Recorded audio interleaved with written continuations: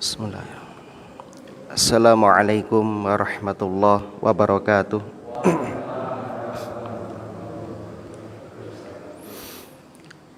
Innal hamdalillah nahmaduhu wa nasta'inuhu wa nastaghfiruh wa na'udzu billahi min syururi anfusina wa sayyiati a'malina. May yahdihillahu fala mudhillalah wa may yudlil fala hadiyalah. Asyhadu an la ilaha illallah wahdahu la syarikalah wa asyhadu anna Muhammadan abduhu wa rasuluh. Allahu ta'ala fil Qur'an, a'udzu billahi minasyaitonir rajim. Ya ayyuhalladzina amanu taqullaha haqqa tuqatih wa la tamutunna illa wa antum muslimun. Wa qala ta'ala, ya ayyuhalladzina amanu taqullaha wa qulu qawlan sadida yuslih lakum a'malakum wa yaghfir lakum dzunubakum wa may yuti'illaha wa rasulahu faqad faza fawzan 'azima. Amma ba'du. Kaum muslimin dan muslimah, jamaah pengajian rahimani wa rahimakumullah. Alhamdulillah alladzi bi ni'matihi tatimmus shalihat. Segala puji bagi Allah yang dengan nikmatnya kebaikan-kebaikan hamba dapat terlaksana. Kita bersyukur kepada Allah hingga malam hari ini Allah masih memberikan kemudahan, memberikan kesempatan kepada kita untuk dapat menambah simpanan amal kebaikan kita serta menyegarkan kembali keimanan kita.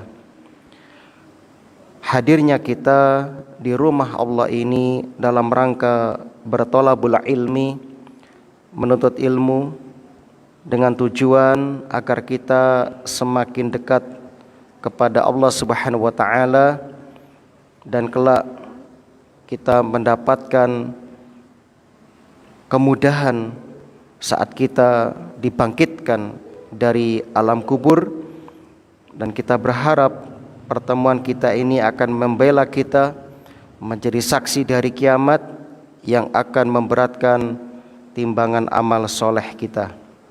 Amin ya rabbal alamin. Allahumma anfa'na bima 'allamtana wa 'allimna ma yanfa'una wa zidna ilman. Allahumma arinal haqqa haqqa warzuqna ittiba'ah wa arinal batila batila warzuqna ijtinabah.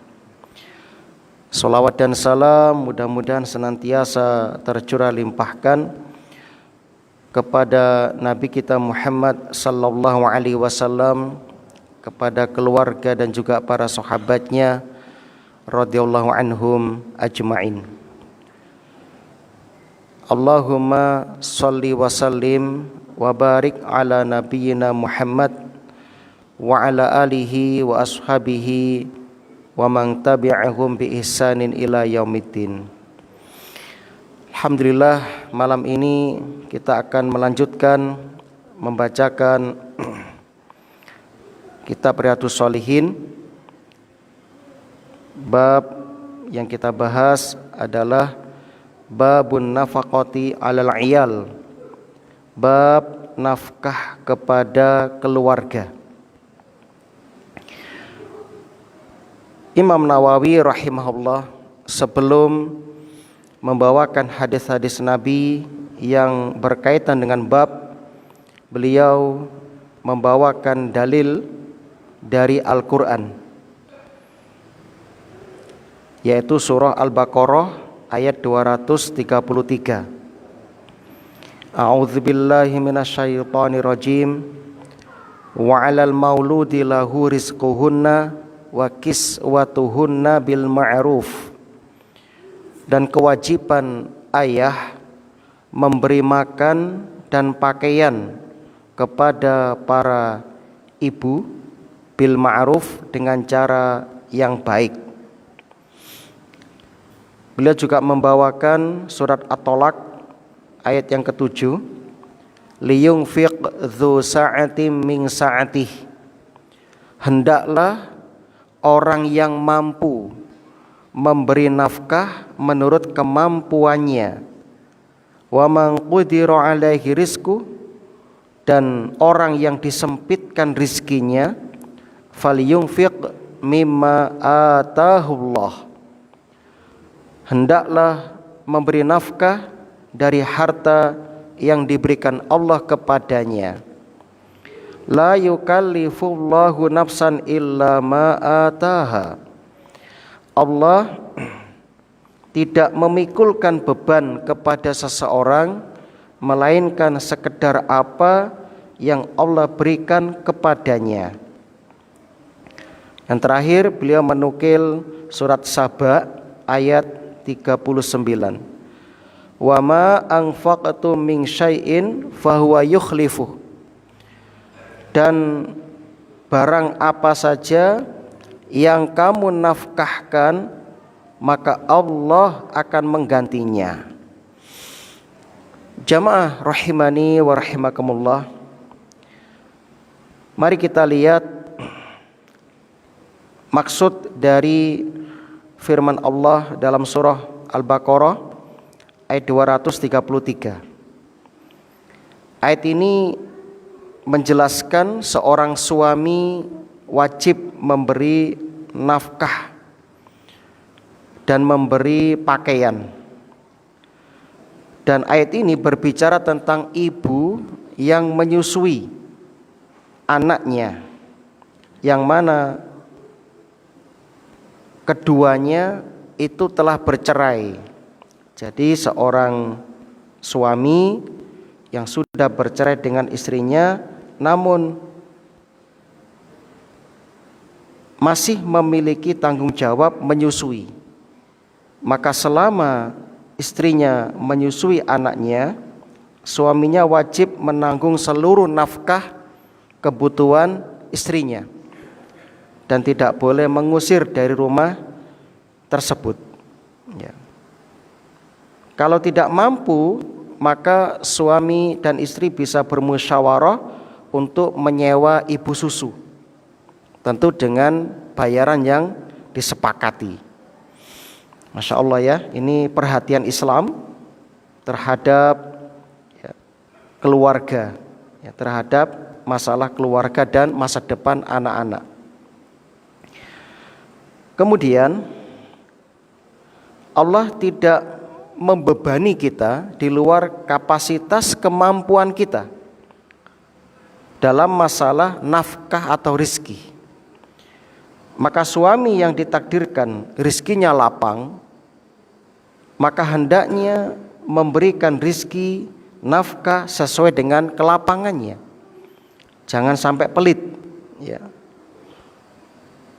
Kita dilarang pelit kepada diri sendiri dan juga dilarang pelit kepada orang-orang yang menjadi tanggung jawab kita. Sebab sekali lagi kaum muslimin, semuanya nanti ada pertanggungjawabannya, ada hisabnya di hadapan Allah Subhanahu wa ta'ala. Setiap kebaikan-kebaikan seperti nafkah yang kita berikan kepada orang-orang yang menjadi tanggung jawab kita, sekali lagi itu semuanya akan mendapatkan pahala di hadapan Allah Subhanahu wa ta'ala. Ya. Semakin kita dermawan, ya, kepada diri kita dan juga kepada orang-orang yang menjadi tanggung jawab kita, maka semakin dermawan pula Allah kepada kita.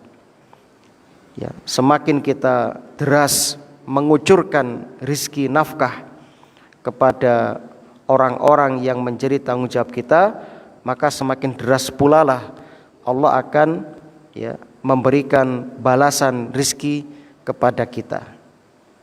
Jadi kaum muslimin, kita sedang bertransaksi dengan Rob, dengan Tuhan yang maha kaya, Al-Ghani, yang maha segalanya. Jadi jangan eman, jangan takut, ya, Allah tidak akan membalas. Yakinlah, ya. Semakin kita dermawan, Allah pun semakin dermawan kepada kita. Maka kaum muslimin yang berbahagia, berlindunglah kepada Allah dari sifat-sifat tercela seperti sifat bakhil atau medit, ya. Allah Subhanahu wa taala memiliki sebuah nama yaitu Al-Jawad. Al-Jawad pakai dal, artinya yang maha dermawan. Yang maha dermawan. Sebagai seorang muslim muslimah yang mengimani tentang nama-nama Allah yang agung, nama-nama Allah yang indah atau Asmaul Husna, maka dengan memahami kandungan makna nama tersebut, kita akan menjadi tenang, ya. Kita akan menjadi, ya, tidak pernah khawatir ketika kita sedang kesulitan rezeki. Kita punya Rob, kita punya Tuhan, Pangeran Ar-Razzaq yang maha memberi rezeki, ya. Itu kaum muslimin yang berbahagia. Dalam hadis riwayat yang sahih dari Tolhah bin Ubaidillah dan Ibnu Abbas radhiyallahu anhuma, Nabi pernah bersabda, innallaha ta'ala jawad yuhibbul jud. Sesungguhnya Allah Ta'ala itu jawad, maha dermawan, yuhibbul jud, mencintai kedermawanan. Wa yuhibbu ma'aliyal akhlaq, mencintai akhlak yang mulia. Wa yakrah safsafaha, dan tidak menyukai akhlak yang rendah. Akhlak yang mulia misalipun dermawan, loman, boten medit. Itu Masya Allah. Kemudian kaum muslimin rahimani wa rahimakumullah, ya, di antara nama Allah yang lain adalah Al-Wahhab, yang maha pemberi, ya, yang maha pemberi. Ada lagi Al-Karim, yang maha pemurah. Ada lagi Al-Bir, yang maha penuh kebaikan. Ada lagi Ar-Rahman Ar-Rahim, Ar-Rahman yang maha pengasih, Ar-Rahim yang maha penyayang. Nama-nama ini semua maknanya saling berdekatan, ya. Dan semuanya menunjukkan sifat kasih sayang, sifat kebaikan, sifat kedermawanan dan pemurah. Maka mari sebagai hamba yang baik kita meneladani nama-nama tersebut, kita praktekkan dalam kehidupan kita. Jangan bakhil, jangan medit dalam memberi nafkah. Terutama saat ini kita di bulan haram, bulan Dzulqa'dah, yang mana di bulan ini amal-amal kebaikan pahalanya dilipat gandakan. Sedangkan amal keburukan secara kualitas hukumannya juga lebih pedih, lebih dahsyat dibandingkan di luar bulan haram, ya. Naam. Jadi kaum muslimin jangan pelit kepada orang-orang kita cintai. Berikutnya, ya, kita lihat kembali ayat ini. Allah berfirman, liyunfiq dzu sa'ati min sa'atihi. Ini menunjukkan bahwasanya di antara hamba-hamba Allah ada yang dijadikan rizkinya lapang, ada yang diuji rizkinya sempit, pas-pasan. Itu sunatullah. Kita nggak bisa, ya, mengingkari hal itu. Maka yang rezekinya lapang bersyukur, kemudian jangan pelit. Yang rezekinya sempit bersabar, terus jangan putus asa. Yakinlah Allah pasti memberikan kecukupan kepada kita. Pasti, ya. Itu nggak mungkin tidak. Tapi kenapa Ustadz banyak orang kok belum cukup? Ya itu karena orangnya saja. Tapi kalau ya mengikuti kemampuan kebutuhan kita, insya Allah cukup. Insya Allah cukup. Nah itu kaum muslimin yang berbahagia. Maka seorang istri juga harus memahami kondisi suaminya. Kalau memang suaminya ditakdirkan rezekinya sempit sehingga memberi sesuai kemampuan, ya harus diterima, bersyukur. Sebab keberkahan sebuah nafkah atau rezeki bukan dari banyaknya digit atau bilangannya, tapi dari seberapa besar keberkahan itu menjadikan kita semakin bersyukur, menjadikan kita ya puas ya, alias qanaah, nerimo ing pandum, menjadikan kita justru dengan rezeki yang ada itu semakin dekat kepada Allah Subhanahu wa taala. Itulah tanda keberkahan. Itulah tanda keberkahan. Nah, sehingga kesimpulannya nafkah bersifat fleksibilitas sesuai dengan kemampuan. Itu kaum muslim yang berbahagia. Faedah pelajaran dari dua ayat ini, yang pertama, wajibnya nafkah atas seorang suami. Ya, ini wajib. Jadi seorang suami harus bekerja keras mencari nafkah yang halal. Pelajaran yang kedua, standar nafkah itu adalah ma'ruf, disesuaikan dengan kondisi ekonomi, kebutuhan keluarga, dan juga adat yang berlaku di masyarakat setempat.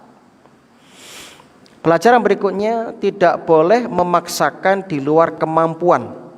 Ya, mohon maaf, apalagi sampai meninggalkan kewajiban, yaitu beribadah kepada Allah Subhanahu wa taala. Sholat gak sholat, ya, itu jangan. Kita harus ya bekerja tetap dianjurkan, tapi jangan sampai kita ya melalaikan tugas pokok kita diciptakan di dunia, itu beribadah.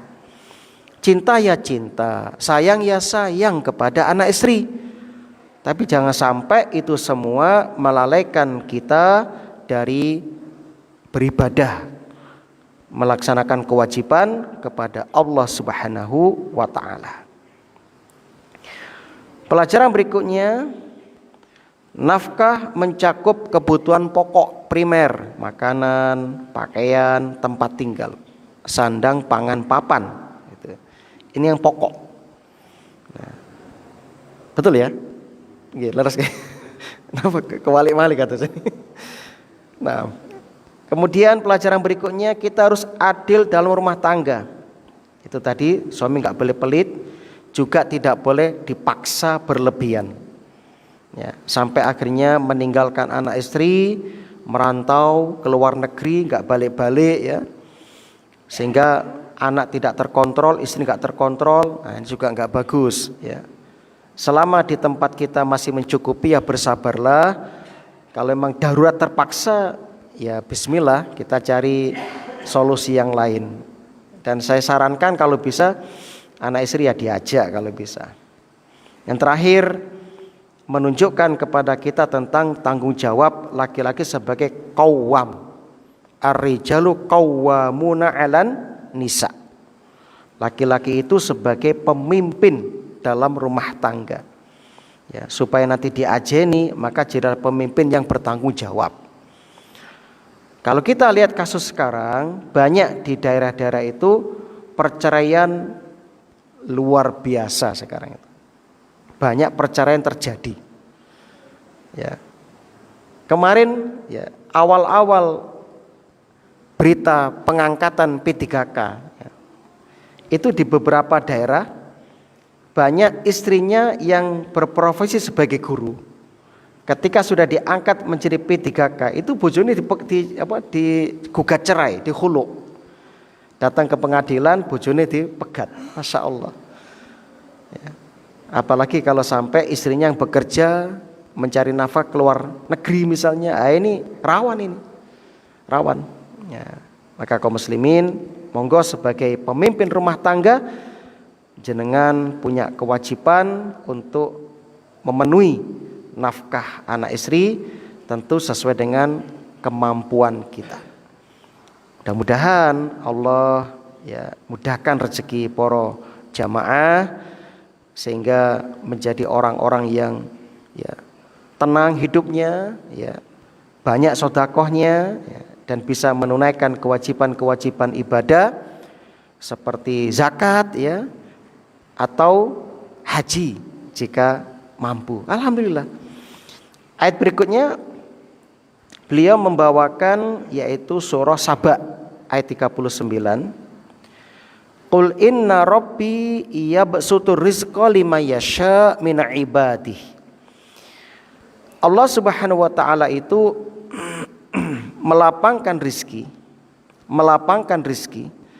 kepada hamba-hambanya yang dia kehendaki.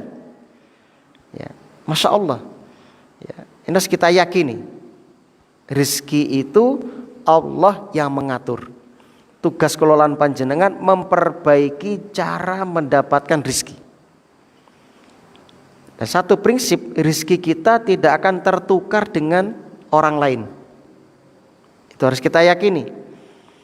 Sehingga gak perlulah kita itu bersaing yang tidak sehat. Nyewa dukun, tonggone disantet gara-gara dodolane podo misalnya pun, gak perlu. Dan tidak perlu menggunakan trik-trik yang kotor dalam bersaing dengan saudara-saudari kita seiman, seagama. Bersainglah yang sehat, yang sportif. Bagaimana caranya? Anda tingkatkan kualitas pelayanan, tingkatkan promonya. Pokoknya jangan sampai di situ ada persaingan yang tidak sehat. Gak apa-apa, tapi tetap Anda harus mencari keuntungan. Jangan sampai mencari pelanggan akhirnya Anda melupakan tujuan bisnis, yaitu mendapatkan keuntungan. Dan itu Anda lebih pahamlah trik-trik atau teori-teori dalam perdagangan. Kami hanya memberikan penegasan, yakinlah rezeki Anda tidak akan tertukar dengan saudara panjenengan. Yakinlah itu. Walaupun usahanya sama, buka tokone yo podo, tutupe yo bareng, dodolane podo, rezekinya enggak sama. Rezekinya enggak sama. Sehingga Anda akan tenang. Jenengan akan tenang, Itu yang harus kita yakini, yang harus kita tanamkan dalam diri kita. Maka kaum muslimin yang berbahagia, Allah menentukan siapa yang dijadikan kaya, siapa dijadikan pas-pasan, itu harus kita yakini. Sekali lagi tugas kita adalah memperbaiki cara mendapatkan rezeki. Jangan hasad, jangan iri, jangan dengki. Sebab sifat-sifat yang saya sebutkan barusan, hasad, iri, dengki, menjadikan kita tidak pernah puas dengan rezeki yang Allah berikan kepada kita. Itu kaum muslimin yang berbahagia. Kalau kita hasad, iri, dengki, yang mendorong kita melakukan tindak kezoliman misalnya, itu menandakan lemahnya iman kita kepada takdir. Lemahnya, kurangnya iman kita kepada takdir, ringkih iman kita. Itu kaum muslimin berbahagia. Ingat, rizki itu bagian dari takdir ilahi. Sehingga untuk memahaminya harus memahami takdir dengan baik. Itu harus kita yakini.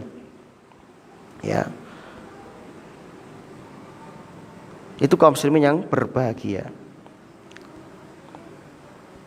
Inna rabbaka yabsutur rizqa liman yasha wa yaqdir.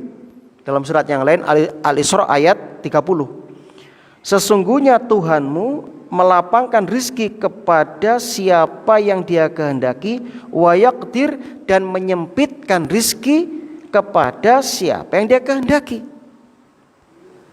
Innahu kana bi'ibadihi khabiran basira. Sesungguhnya Allah Maha mengetahui lagi Maha melihat akan hamba-hambanya. Ya. Dalam hadis Ahmad yang sahih, ya, Rasulullah bersabda, innaka lang tada'a syai'an lillah azza wa jalla illa baddalakallahu bihi ma huwa khairun laka min. Sesungguhnya jika engkau meninggalkan sesuatu karena Allah, jadi mulai sekarang nyuwun sewu, mohon maaf, mungkin yang masih ada hasad, iri, dengki dalam masalah mencari rizki, dalam persaingan mencari rizki, sudah tinggalkan karena Allah. Kalau kita meninggalkan itu semua karena Allah, apa janji Allah? Baddalakallahu bihi, Allah akan memberi ganti kepadamu ma huwa khairun laka minhu, dengan yang lebih baik, kan begitu. Apalagi mohon maaf ya, modalnya dari yang haram misalnya, nggak boleh. Ya, sudah tinggalkan itu tidak akan menenangkan kita. Justru harta haram itu akan menggelisahkan kita. Ya, akan menimbulkan hasarat penyesalan dalam hati kita. Harta haram itu akan menjadikan hati kita tercabik-cabik. Ya. Apalagi kalau harta itu beranak, ya, berbunga, maka setiap waktu kita dihitung itu oleh bank itu kan, ya. Sehingga mereka nggak peduli Anda sakit, Anda apapun kondisi, nggak peduli, bayar itu.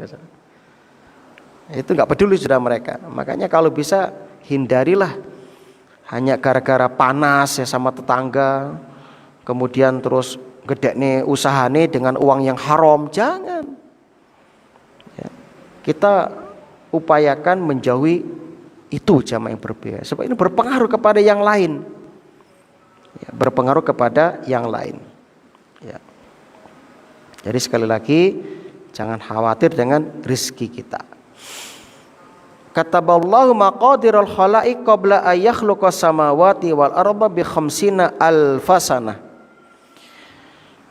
Allah telah mencatat takdir setiap makhluk 50.000 tahun sebelum penciptaan langit dan bumi. Di situ Allah perintahkan kepada kolam, polpen, pena, uktub, tulisan. Faqal ma'aktub, ya Allah, apa yang harus aku tulis? Uktub al-qadar makana wa ma huwa kain ilal abad. Tulislah takdir berbagai kejadian dan yang terjadi selamanya, termasuk rezeki. Jadi sudah ditentukan, ya. Maka fokuskan pikiran kita memikirkan apapun, ya, untuk memikirkan apapun yang diperintahkan Allah kepada kita. Jadi fokus pikir kita adalah bagaimana agar sholat kita beres. Fokus kita adalah bagaimana sedekah kita ikhlas, bagaimana ngaji kita, ya, beres itu. Bakti kita baik. Itu yang harus kita fokuskan. Ya. Jangan menyibukkan dengan rezeki yang sudah dijamin untukmu. Ya, sudah dijamin. Ajal kita, rezeki kita itu pasti akan datang. Sebagaimana kematian akan datang, rezeki juga akan datang. Ya. Maka kaum muslimin, tugas kita adalah memperbaiki ibadah kita kepada Allah Subhanahu wa taala. Coba kita renungkan. Ketika kita lahir cenger dari perut ibu kita terputus jalan rezeki kita. Ketika kita dalam perut, kita punya satu jalan rezeki, yaitu ari-ari, betul ya? Jalan rezeki itu kan ari-ari, ya? Nah, itu. Kok ari-ari toh? UTR apa? Plasenta. Yang diputus itu pas bayi. Puser. Itu kan sumber makanan kita dari ibu kita. Ketika kita dalam perut, 9 bulan kita diberi rezeki dari satu jalur, yaitu pusar itu tes. Lahir cenger oleh ibu bidan dipotong, des. Satu-satunya jalan rezeki dipotong. Allah langsung ganti dengan 2 jalan rezeki, yaitu mohon maaf puting ibu kita, kanan dan kiri. Ya, Masya Allah. Ya. Umur 2 tahun, ya puting ibu kita dikasih kuning-kuning, kadang dikasih ireng-ireng, pahit-pahit. Akhirnya disape, wah tego ya. Kan itu jalur makanan kita ketika masih kecil. Lah kok enak-enaknya nyusu dipedot. Allah ganti 4 jalan rezeki. Ya, diputus 1 diganti 2, diputus 2 diganti 4. Masya Allah, luar biasa. Apa itu? 2 makanan, 2 minuman. 2 makanan dari hewan dan tumbuhan, 2 minuman dari air, dari susu, dari semua yang bisa kita minum dan halal. Nah, kurang bagaimana? Habis itu mati, putus sudah 4 rezeki. Cukup gak cukup? Allah masih berlanjut memberikan kepada kita 8 jalan rezeki. Apa itu? Pintu-pintu surga. Pintu surga ada berapa? 8, Pak. Dimut-imut nggih, dieling-eling. Pintu surga ada 8, bengak salah masuk mangke. Nah, pintu neraka ada 7. Nah, Masya Allah. Lihat betapa murahnya Allah Subhanahu wa taala.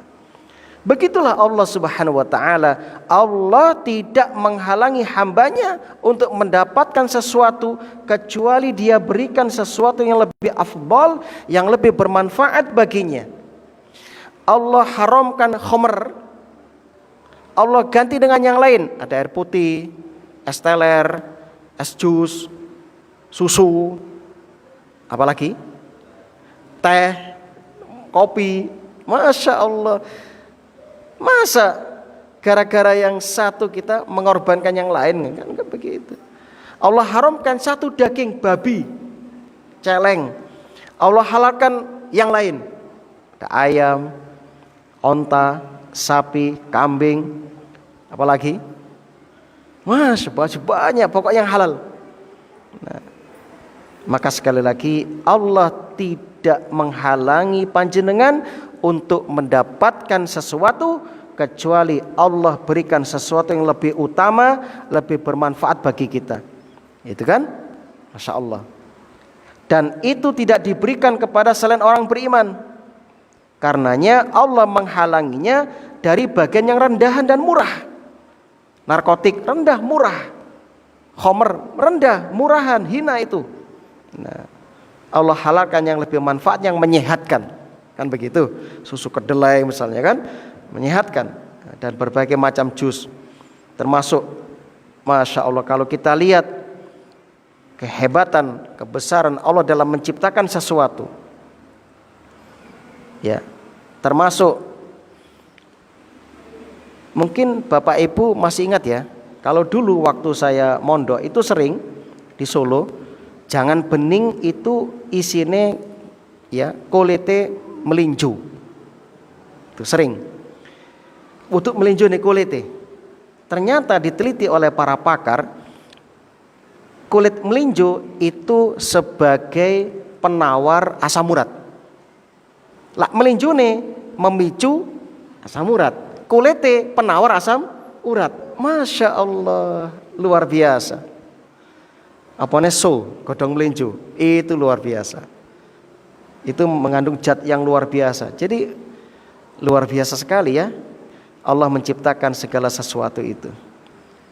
Jadi kaum muslim yang berbahagia, maka bersabarlah. Bersabarlah, tugas kita adalah mencari rezeki dengan cara yang baik. Kalau Allah ngelos, apa yang terjadi? Kerusakan. Dalam surat Asy-Syura ayat 27, walau basatallahu rizqah, dan jikalau Allah melapangkan rizki li'ibadih kepada hamba-hambanya, labaghaw fil ardi, tentulah mereka akan melampaui batas di muka bumi ini. Walaki yunazzilu biqadari ma yasha. Tetapi Allah menurunkan apa yang dikehendakinya dengan ukuran. Innahu bi'ibadihi, sesungguhnya Allah terhadap hamba-hambanya khabirum basir, ya, maha mengetahui keadaan hambanya, lagi maha melihat. Artinya apa? Kata Ibnu Katsir, Allah memberi rizki kepada mereka sesuai dengan pilihan Allah, dan Allah selalu melihat manakah yang maslahat untuk mereka. Allah tentu yang lebih mengetahui manakah yang terbaik untuk mereka. Allah lah yang memberikan kekayaan bagi mereka yang Dia nilai pantas menerimanya, dan Allah lah yang memberikan kefakiran bagi mereka yang Allah nilai pantas untuk menerimanya. Jadi mulai sekarang tidak perlu kita protes kepada Allah, berburuk sangka kepada Allah. Semua yang diberikan kepada kita sudah ada kadarnya, Allah lebih tahu. Ya, alhamdulillah. Jadi bersyukurlah kepada Allah. Alhamdulillah. Wa ma anfaqtu min syai'in fa huwa yukhlifu, jaminan apa saja yang kamu belanjakan, yang kamu nafkahkan, fa huwa yukhlifu, Allah pasti akan menggantinya. Dalam bentuk apa? Bisa harta yang serupa, bisa berupa keberkahan, bisa pahala di akhirat. Yang jelas setiap kita berbagi, kita berinfak akan diganti. Ya. Enggak ada kamus orang rajin sedekah miskin, enggak ada. Kalau ada orang padang sedekah kok tambah melarat, ada yang salah ketika dia bersedekah. Dan enggak ada ceritanya orang yang sedih ketika rajin bersedekah. Kalau dia sedih, ada yang salah dalam dia bersedekah. Ya. Sebab apa? Orang yang rajin sedekah akan diganti dengan berbagai macam, ya, bentuk oleh Allah Subhanahu wa taala. Bisa kesehatan. Makanya Rasul bersabda, ya, dawu mardakum bisodaqah, obatilah orang sakit di antara kalian dengan sedekah. Ya. Dan masih banyak lagi. Belum lagi dapat doanya malaikat. Setiap pagi dan ya setiap hari pagi Allah utus 2 malaikat khusus. Yang satu mendoakan keberkahan bagi orang yang bersedekah, yang satu mendoakan keburukan bagi orang yang pelit. Kan begitu. Ya. Wa huwa khairur razikin, dan Allah sebaik-baik memberi rezeki. Artinya apa? Pemberian Allah itulah yang terbaik, yang paling sempurna, yang paling luas keberkahannya. Ayat ini memberikan pelajaran tentang, ya, tauhid dalam rezeki. Kita harus yakini itu Allah lah satu-satunya yang mengatur, meluaskan, menyempitkan rezeki. Pelajaran kedua, motivasi untuk bersedekah. Jangan takut miskin karena sedekah. Pelajaran ketiga, janji pengganti dari Allah pasti, ya, dan bentuknya banyak macam bentuk. Yang keempat, larangan pelit, ya, karena harta yang ditahan belum tentu membawa manfaat, ya. Justru harta yang kita sedekahkan itu harta kita yang hakiki. Pelajaran berikutnya, pentingnya tawakal, usaha, ikhtiar yang terbaik, ya, dan serahkan hasilnya kepada Allah Subhanahu wa taala. Yang terakhir, rizki bukan tanda kemuliaan secara mutlak. Artinya jangan Anda salah dalam memahaminya. Orang yang kaya belum tentu lebih mulia. Orang sempit rizki belum tentu lebih hina. Ya, belum tentu. Tergantung bagaimana kita menyikapi itu semuanya. Nah, kaya, dermawan, bagus. Melarat, medit, Allah. Kan begitu. Nah, jadi gampang menilai itu, gampang. Ya. Baik, semoga 3 ayat ini menjadi motivasi bagi para bapak untuk lebih semangat mencari nafkah yang halal, memberi rezeki atau nafkah kepada orang-orang yang menjadi tanggung jawab Anda. Kalau orang tua masih hidup, itu kewajiban Anda untuk, ya, mencukupi kebutuhan mereka. Semoga ini bermanfaat. Mohon maaf jika ada kekhilafan. Subhanakallahumma wa bihamdika asyhadu an la ilaha illa anta astaghfiruka wa atubu ilaik. Assalamualaikum warahmatullahi wabarakatuh.